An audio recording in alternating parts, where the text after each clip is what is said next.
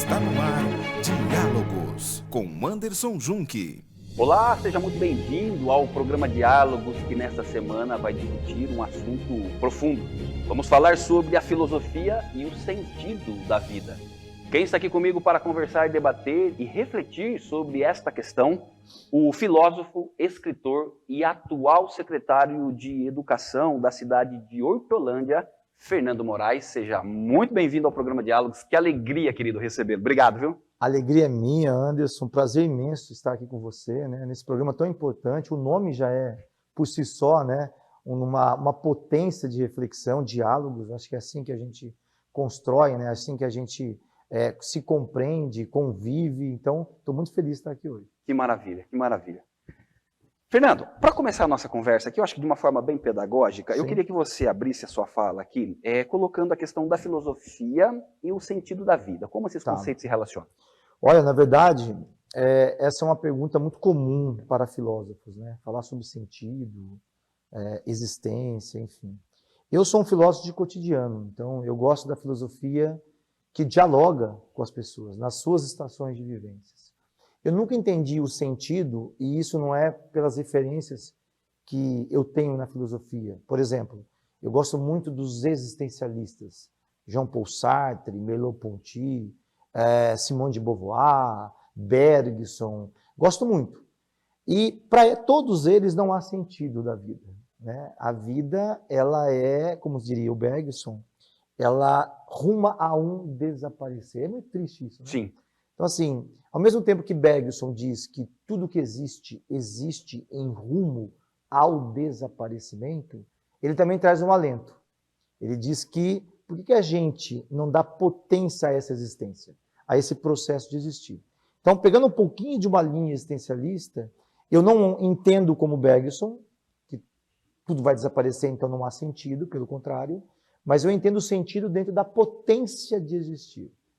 E o sentido, ele não é algo pronto, ele vai se transformando. Isso vale até para nossas relações mais de valor pessoal, né? Eu, antes de ser pai, eu tinha sentidos diferentes da vida. Quando eu passei a ser pai, mudou muito o sentido, né? Não é que elas personificam o sentido das minhas filhas. Não é isso. É que a amplitude da palavra sentido me dá muito mais, me traz muito mais responsabilidade. Então, eu não consigo entender o sentido da vida como só dentro de um ambiente de autoajuda, ou dentro de um propósito, ou dentro de um ideal de vida. Ah, preciso ter um sentido para viver. Não, eu entendo que é o contrário. Eu preciso viver para criar sentido. É diferente.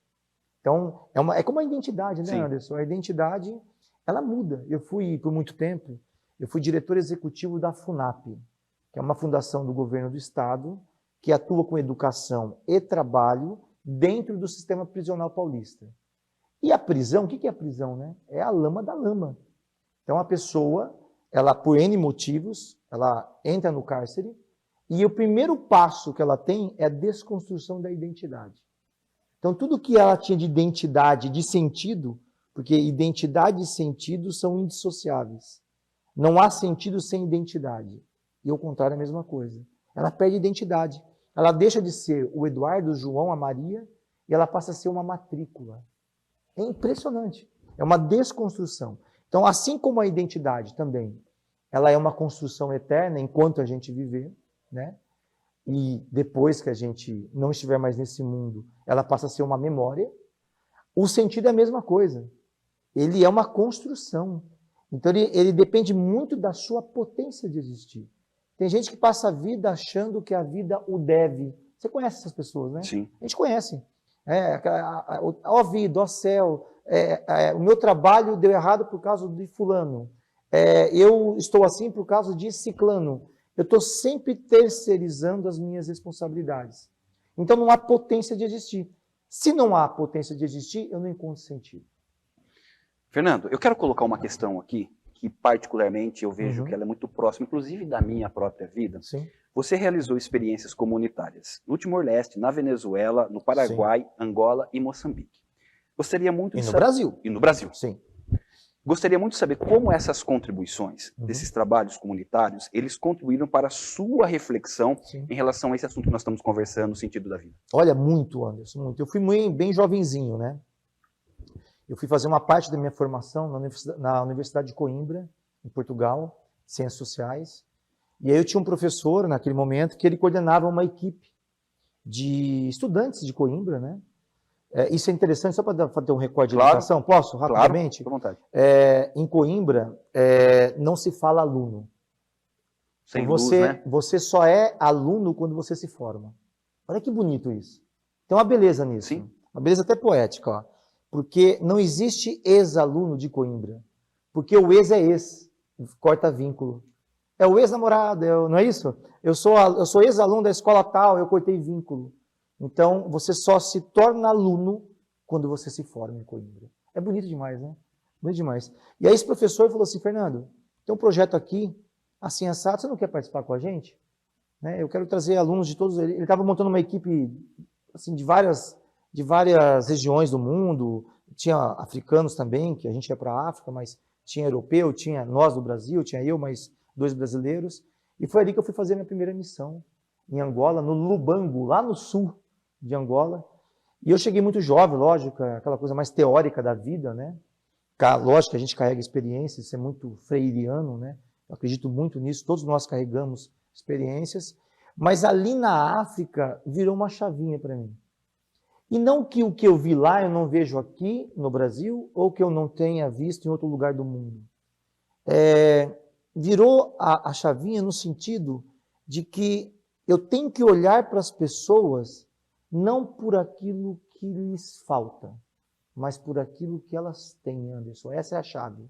Então, eu cheguei na África achando que era um continente pobre, miserável, as pessoas morrendo pela rua, aquela coisa que todo mundo projeta dentro de um conceito de pobreza. E eu vi tudo isso, como eu vejo aqui, como eu vejo em vários outros lugares, como eu vi na Venezuela, como eu vi muito isso nos países aqui vizinhos, Paraguai, eu vi isso, inclusive vivi no Chile, mas mudar o olhar, eu vi muita potência de vida. Olhar para as pessoas por aquilo que elas têm, conhecimento, cultura, relacionamento, valores. Eu vi um povo angolano gentil, receptivo, amoroso, que não perdeu a gentileza mesmo diante do sofrimento. Isso é muito bonito, cara.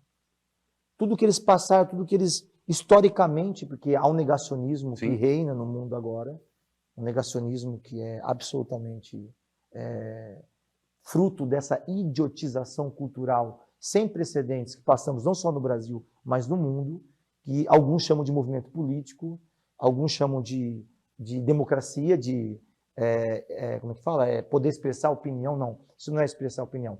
Tudo que fere a dignidade do outro não é expressar opinião. Se você fere a dignidade do outro, você não está expressando sua opinião. Você está sendo, de alguma forma, cruel com essa pessoa, sem compreender a dor, sem compreender o que este outro, né? Porque aristotelicamente, né? Aristóteles dizia, eu só sou eu porque você é você. Se você não fosse você, Anderson, eu não seria eu. É bem papo de filósofo, né? Sim. Mas assim, eu vi uma potência de vida naquelas pessoas que eu falei, meu Deus, é isso que eu quero fazer para o resto da minha vida. Eu quero trabalhar com pessoas em situações de vulnerabilidade, mas não olhando somente para as vulnerabilidades delas. Olhando para elas, para quem são elas? Quem é o Oswaldo? Quem que é a Maria? Quem que é a Joana? Quem que é o Eduardo? Tem potências e carregam, e desculpa a minha redundância, mas não posso deixar de sempre lembrar Paulo Freire, né? Que carrega suas estações de vivências com suas dores e com seus amores. Maravilha. Sobre ainda a questão da filosofia, eu quero colocar uma questão aqui no sentido de, eu penso que de construção e de desconstrução da própria existência. Como que ela se coloca como ferramenta para esse processo? Olha, na verdade, a existência, ela talvez seja o maior engodo que a gente tem. E quando eu falo de existência, eu estou falando indissociavelmente do conceito de tempo.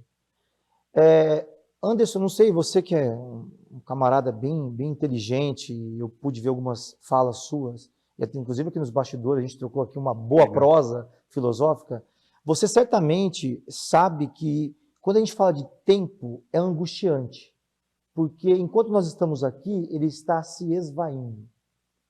Eu estou pré-50 anos, e aí esses dias eu estava pensando, eu vou fazer 50 anos de idade.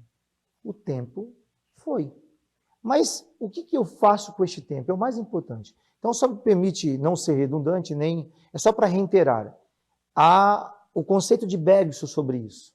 Só para responder essa desconstrução e essa construção de existência.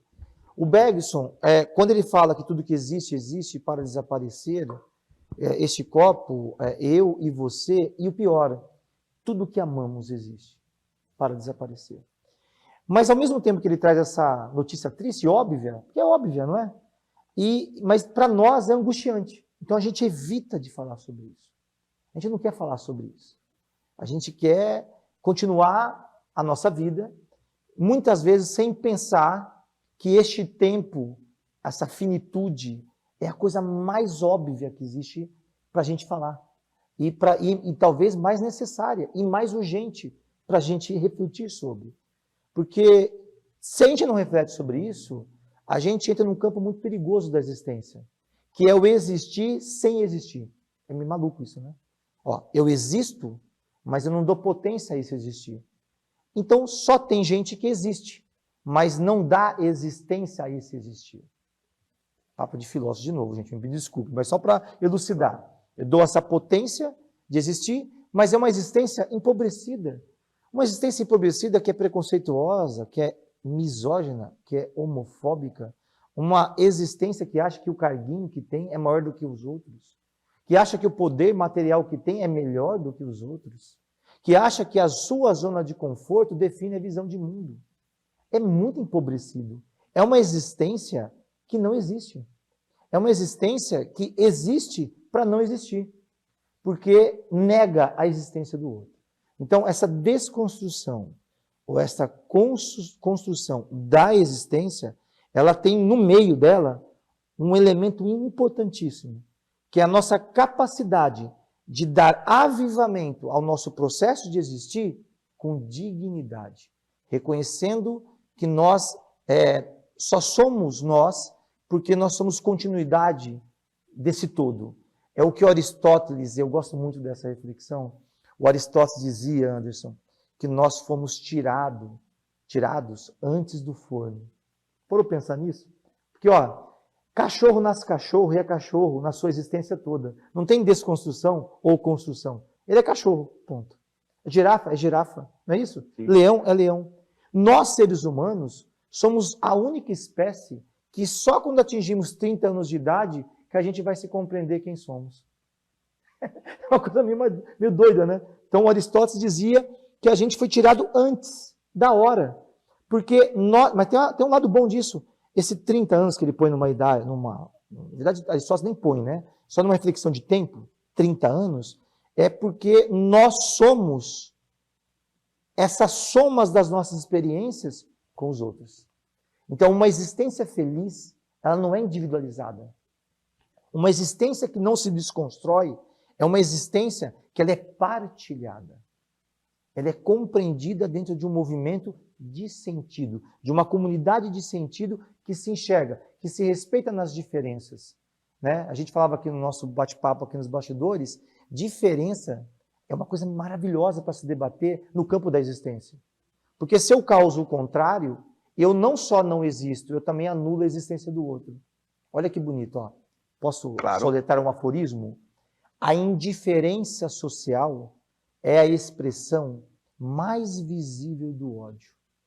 Ódio tão profundo que é capaz de emprestar ao outro a capacidade do não ser e do não existir. É cruel.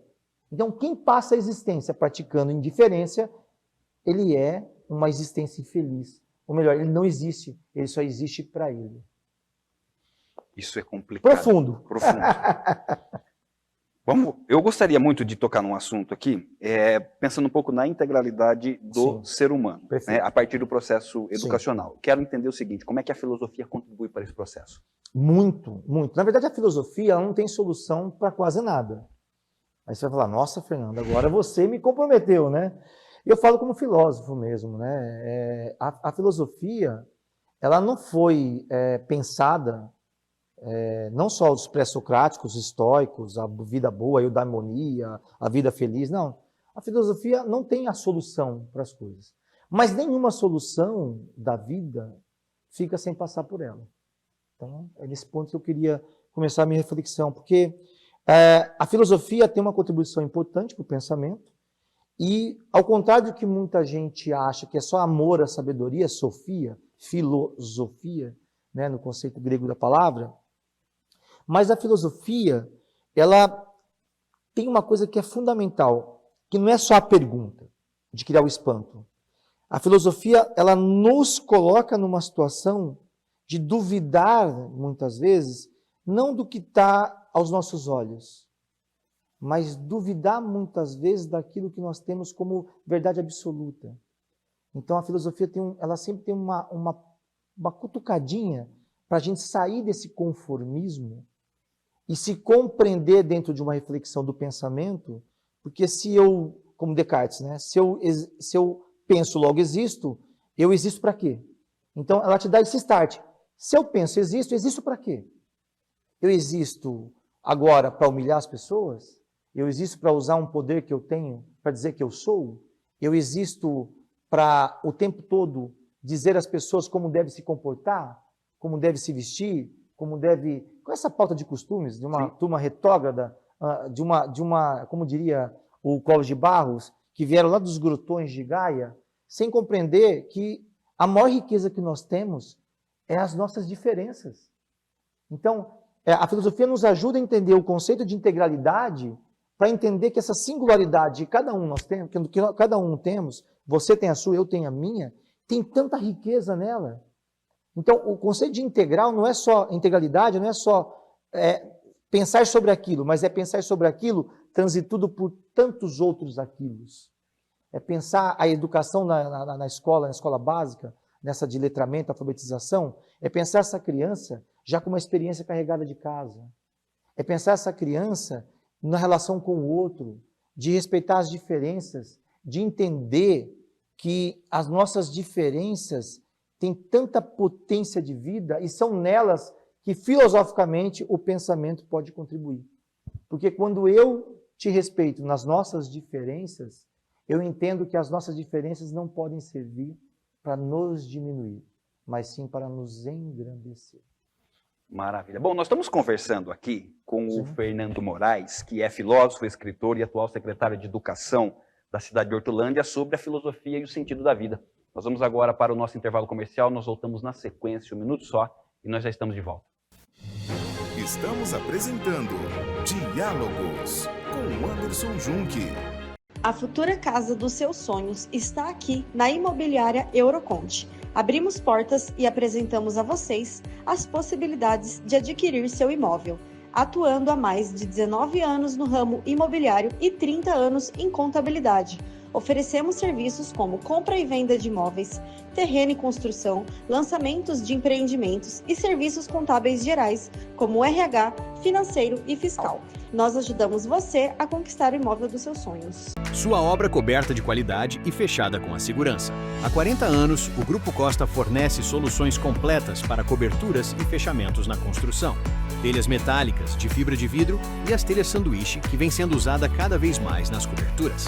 Se você está construindo ou reformando, vale a pena conferir a melhor opção de cobertura do mercado. Solicite um orçamento ou venha nos visitar. Estamos aqui pertinho, em Limeira. Grupo Costa, há 40 anos presente nos melhores projetos. Há 30 anos, a MB Engenharia atua com tecnologia, responsabilidade e respeito ao meio ambiente. Nossos principais serviços: coleta de resíduos industriais, comerciais e domiciliares, gerenciamento de aterros sanitários, compostagem de resíduos orgânicos, logística reversa de embalagens de óleo lubrificante, manutenção de áreas verdes, poda e extração de árvores. MB Engenharia, compromisso com o meio ambiente.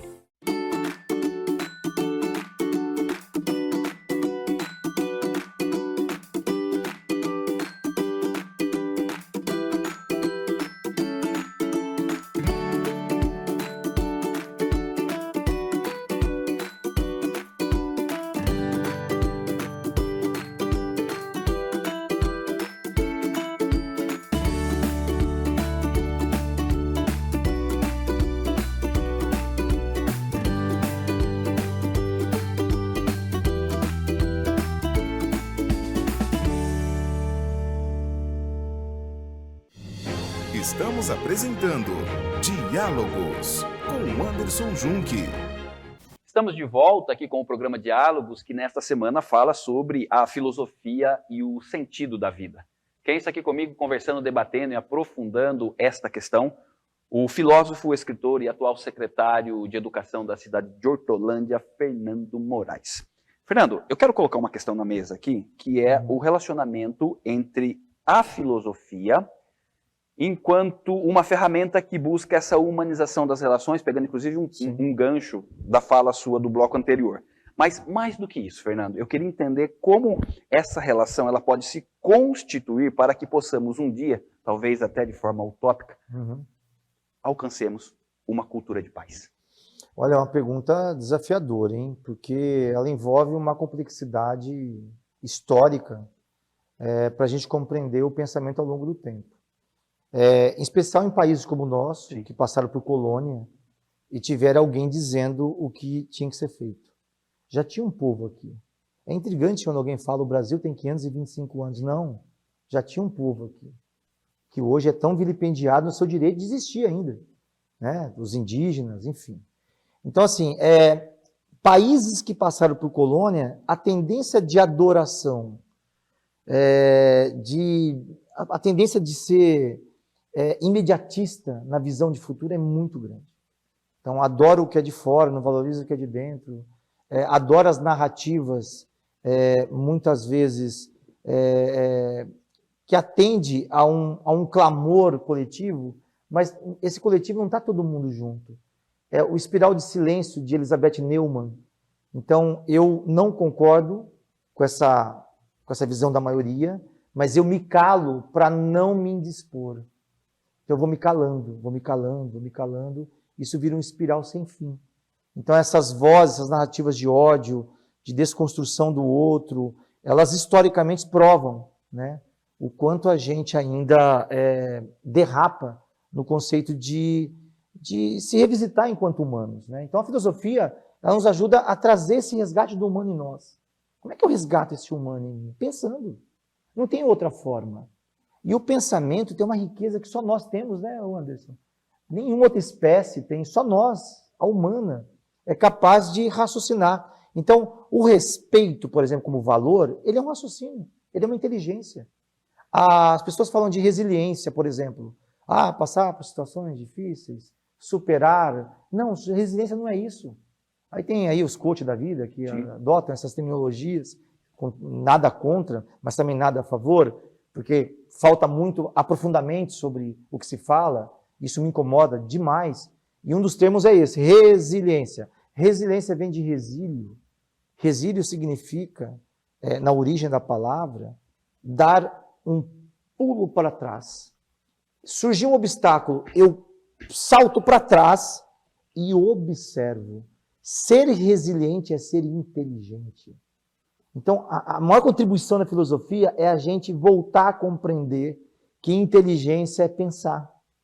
Não é agir por impulso, não é agir no imediatismo, é pensar. Não é pegar grupo de WhatsApp e pegar como verdade, sair espalhando fake news. É resgatar o humano em nós, na nossa capacidade de pensar. A solidariedade é uma inteligência. A compaixão é uma inteligência. Mas a inteligência emocional é inteligência. Eu nem acredito muito em inteligência emocional, porque todos nós temos rompantes. Não quer dizer alguém, eu sou equilibrado, tenho inteligência emocional dentro de um conceito de controle. Não, ninguém tem. Diante da vida, a vida vai nos impondo situações que a gente tem descontrole. Isso é humano, não há nada de ruim nisso. Mas o importante é como a gente lida com isso. Né? Então, é importante refletir sobre como a filosofia pode nos ajudar a criar uma cultura de paz dentro de um critério absoluto, não no sentido de ser verdadeiro ou única verdade, mas de compreender a gente voltar a pensar sobre nós, dentro dessa complexidade que é o todo. Então, eu, Fernando, tenho muitas coisas que eu não gosto deste todo, me incomoda. Vozes de ódio, vozes autoritárias, mas eu preciso conviver com essas vozes. E essas vozes também precisam entender que eu, Fernando, tem uma historicidade. As pessoas me olham hoje, Anderson, isso é uma das coisas que me incomoda muito, e me vê um produto pronto. Ah, é filósofo, escritor, é filósofo da Casa do Saber, é filósofo, é secretário de Educação. Eu fui secretário de Educação em Guarulhos também, que é a segunda maior cidade de São Paulo. Então as pessoas veem um produto pronto. Ah, estudou isso, estudou lá, tá? Não. Eu tenho uma historicidade. Eu vim de uma família com muita dificuldade financeira. A minha mãe fugiu do meu pai violento. Se houvesse Lei Maria da Penha, né? Hoje meu pai já não está mais nesse mundo, mas a minha mãe fugiu por 3 anos do meu pai, comigo e com a minha irmã. É uma historicidade. A minha avó veio para ajudar a gente.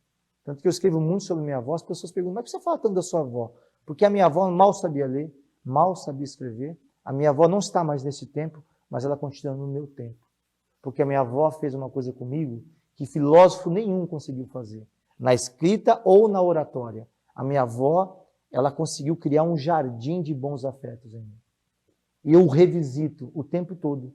Porque esse jardim de bons afetos me dá uma sensação o tempo todo de responsabilidade por manter a paz nos convívios que eu pertenço, nos convívios que eu transito. Eu não preciso gritar com você, eu não preciso discordar gritando, achincalhando, humilhando. Eu só preciso que você me respeite e que eu te respeite.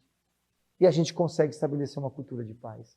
Cultura de paz não são movimentos solidários. Ah, vamos todo mundo para o parque dar a mão. Ah, vamos todo mundo agora fazer uma reflexão sobre o sol, a natureza. Não, não é sobre isso. Cultura de paz é a gente se reconhecer como igual. E nas nossas diferenças. E compreender que isso é o ponto de equilíbrio para que a gente possa, através do pensamento, da reflexão, gerar responsabilidades antes da ação. Porque a ação já é a execução do pensamento. Então, quando eu desfiro a palavra, minha avó sempre dizia isso. Filho, cuidado com a raiva. Porque a raiva, depois que você fez, ela traz a vergonha. É bem isso. Então, buscar sentimentos bons. Todos nós, Anderson, eu, você e quem está nos assistindo, todos nós somos filhos do cuidado. Parou para pensar nisso já? Acho que é o ponto-chave para pensar a cultura de paz. Todos nós somos filhos do cuidado. Alguém cuidou de nós. Ou uma mãe, pai, geralmente a ideia era essa, mãe e pai. Ou não, como no meu caso, minha mãe tinha que trabalhar 3, 4 empregos, né? Pagando aluguel. Muitas vezes o oficial de justiça na porta, porque atrasava aluguel. E a minha avó assim, filho, olha, vai dar tudo bem, amanhã vai outro dia, Deus vai ajudar a gente. Então são coisas, está na minha historicidade. É bons afetos, sabe? É bons afetos que nos constituem, de compreender isso, que nós somos universos diferentes. Essa galera agora que adora a meritocracia, aquela foto emblemática da revista tal, famosa, Meu Primeiro 1 bilhão, e aí adoradores de bilionário, como se todo mundo saiu do mesmo ponto. Outro dia eu vi um desses famosos aí de empreendedorismo, dizendo, nós temos as mesmas 24 horas do dia. Nós não temos, meu camarada, alguém te informou errado. Tem alguém agora pensando em como vai voltar para casa, com o dinheiro contadinho do ônibus, do trem, para voltar 4 horas para ir para o trabalho e 4 horas para voltar para casa. Nós não temos as mesmas 24 horas.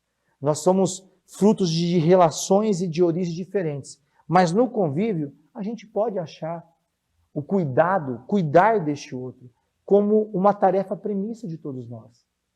O cuidado, ele talvez seja a tarefa mais urgente do humano para a gente recuperar em nós essa cultura de paz, da gente se compreender na vida, né, como participantes dela e não como donos dela. Fernando, eu quero colocar uma questão aqui. Falo demais, né? Do teu campo, mas está muito bom, está muito bom. É que, às vezes eu posso dizer que elas se confundem, às vezes há uma certa convergência, às vezes não, que é a questão da filosofia e a espiritualidade. Sim. Aproveitando a tua presença aqui como filósofo, Sim. eu queria saber, Fernando, em que momentos há uma proximidade e em quais momentos há um certo distanciamento? Olha, a filosofia, assim como tudo que é do humano, ela se debruçou a refletir. Você pega o Banquete de Platão, é maravilhoso. Para quem já leu, o Banquete de Platão, ele passa por todas as indagações da existência. E como todas as indagações, tem a questão da fé, do divino, de Deus existe ou não existe, enfim. Mas ao longo da história da filosofia, os filósofos não gostam muito disso, né? Uma boa parte da filosofia, essa mais clássica, essa mais erudita, ela tem uma rejeição muito grande dessa aproximação da filosofia com qualquer coisa que diz respeito ao divino, a fé, a espiritualidade ou a religião. Eu já penso um pouco diferente, eu acho que essa é a beleza, né, de você ser filósofo. Você não precisa ser igual a todo mundo, mas você precisa compreender que existem outros fatores que a filosofia também precisa se inovar. Ela precisa também compreender que ela está num novo momento. Eu demorei muito para pensar sobre isso, viu, Anderson? Sobre espiritualidade e filosofia. Eu fui ateu muitos anos, parece que é até um pré-requisito para ser intelectual, que eu acho uma bobagem isso. Tem gente que acha que isso é muito sério e leva a sério isso. E me incomodava muito quando, dentro da minha percepção filosófica, havia uma interpelação religiosa, ou de fé, ou de espiritualidade. Até deixar bem claro que espiritualidade tem nada a ver com religião. Com fé, sim, mas com religião, não. São coisas absolutamente distintas, né? Outro dia eu estava num debate sobre isso e um religioso fervoroso, ele me chamou de desigrejado. Eu nunca tinha ouvido falar disso. Você é um desigrejado. E eu fiquei pensando, se é para passar a eternidade com ele, que só grita, com as veias saltando, querendo impor a verdade dele sobre mim, eu prefiro passar a minha eternidade com o Sartre, talvez, tomando um café ou um bom vinho. Isso é uma brincadeira, gente, é brincadeira. Mas enfim, sabe, porque não comove, não te atrai, porque é uma imposição, não é uma manifestação de fé, e a própria Bíblia diz para os cristãos que são, né, que nem a fé não é por violência, é pelo mover do Espírito. É diferente, não é por opressão, não é de imposição, é por mover. Cada um tem um tempo para entender isso. E eu tive o meu. Coisa de 9 anos atrás, eu tive uma experiência muito minha, e que foi muito real para mim, no campo da espiritualidade, e mudou muito até meu olhar sobre o mundo. A filosofia tem um lugar guardado intelectualmente na minha cabeça, para essas reflexões que nós fazemos aqui, mas nenhuma dessas reflexões, supera a fé que eu tenho hoje. Ela é muito maior. É olhar para esse campo da espiritualidade como uma dependência. Eu preciso disso, me faz melhor. Porque quando eu compreendo isso, na palavra original, ou que dá origem à palavra religião, espírito ou espiritualidade, vem de respirar.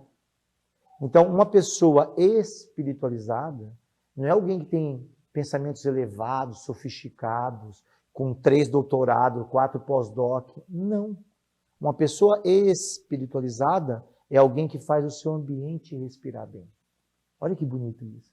Aí eu remeto à minha avó. A minha avó me ensinou a respirar bem. Então, até hoje, Anderson, a minha mãe, eu tenho a minha mãe viva, graças a Deus, e eu preciso ligar para minha mãe, mesmo quando eu não posso vê-la pessoalmente, só para dizer isso para ela, ó, mãe, benção. E do outro lado poder ouvir a voz dela dizendo, ô filho, Deus te abençoe e te guarde. Aí para muitos isso não tem a ver com religiosidade, ou não só com espiritualidade, isso tem a ver com quem eu sou.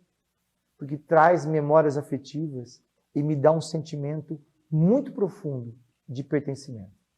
Maravilha. Fernando, eu quero colocar uma frase aqui, um pensamento, partindo do princípio que há um sentido para a vida, né? Pelo menos é dessa forma que Viktor Frankl, que é o autor desta fala, propõe. Sim. Eu vou colocar uma aspas para ele aqui e vou pedir então o teu comentário. Ele diz assim, abrindo aspas. Abrindo aspas para o Viktor Frankl. O sofrimento vem da ausência de um sentido para a vida. Comente. Essa frase, esse é um aforismo conhecido na filosofia, inclusive.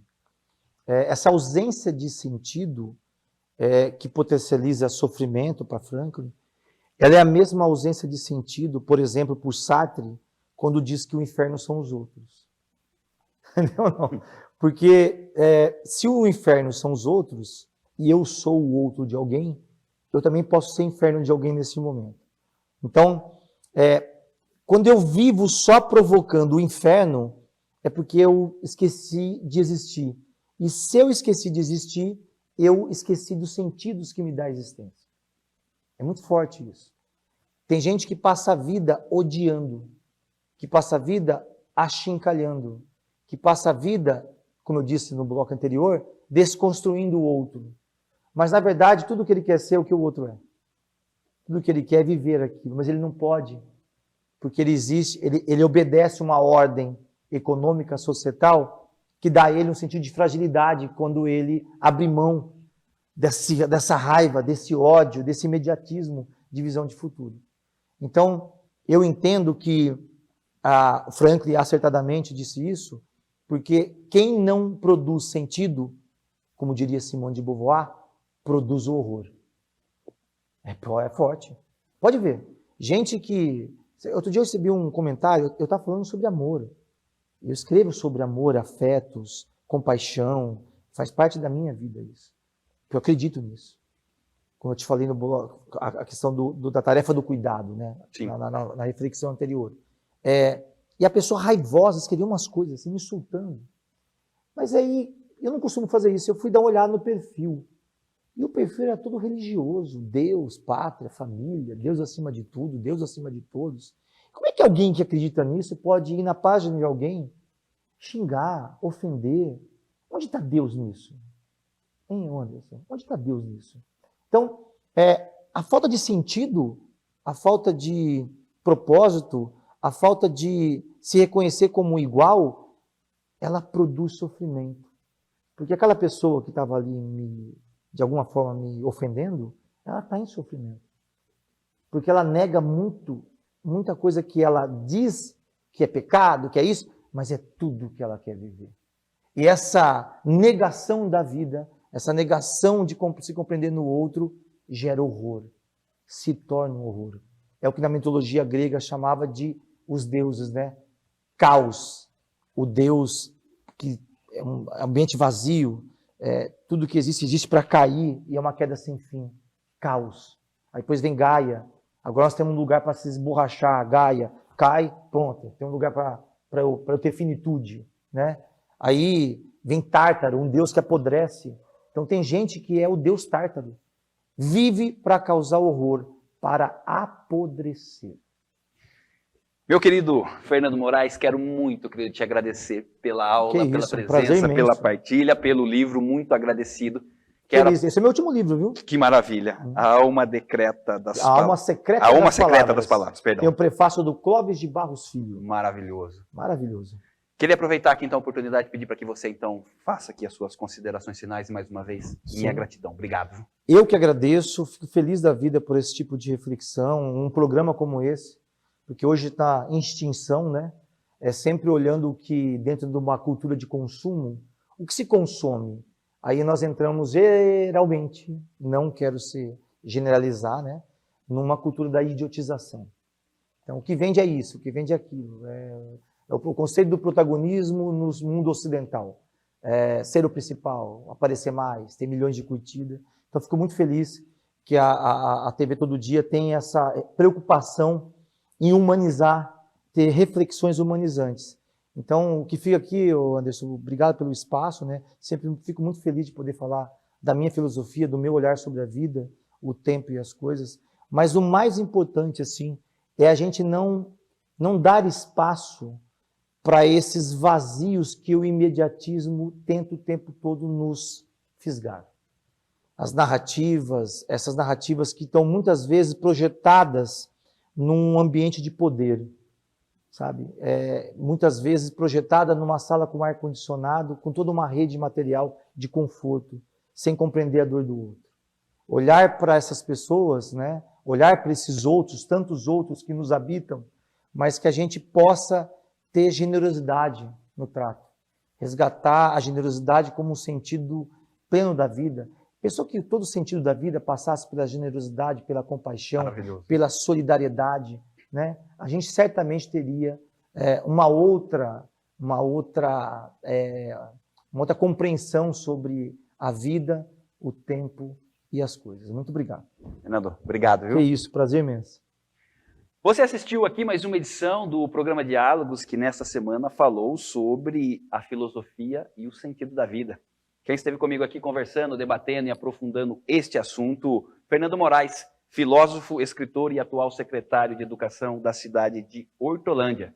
fique atento aos nossos canais para receber outros conteúdos. Um forte abraço para você e até mais.